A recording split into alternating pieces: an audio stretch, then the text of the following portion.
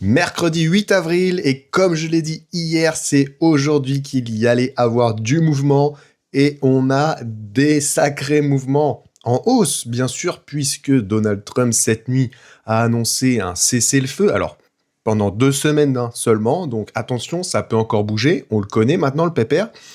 Donc, faut être méfiant, mais en tout cas, le marché réagit très bien, puisque ce matin, le CAC 40 prend plus 4% environ. Actuellement, là, il est 10 heures, il est à plus 3,8%.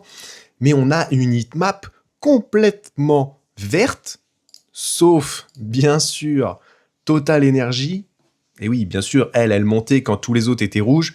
Là, elle descend, environ moins 6, moins 7%. Elle revient sur les 70, entre 70 et 75 euros. 70 euros étant son ancien ATH, autour des 60, 71, 72 euros, il me semble, son ancien ATH. Donc elle revient un petit peu sur cette zone-là. Il faut voir, elle peut se maintenir sur cette zone-là.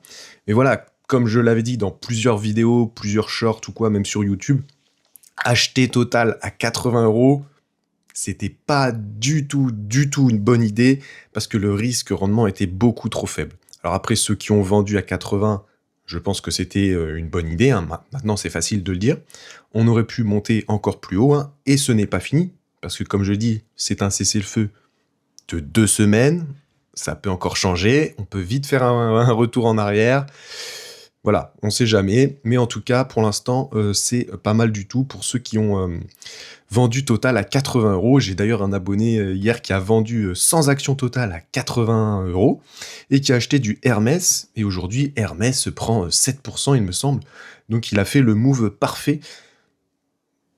Voilà, c'est pas tout le temps qu'on fait des moves comme ça. Pour la préouverture US, là, à 10 heures, pour l'instant, on est sur un plus 2,5% sur le SP500 et un plus 3,1% sur le Nasdaq.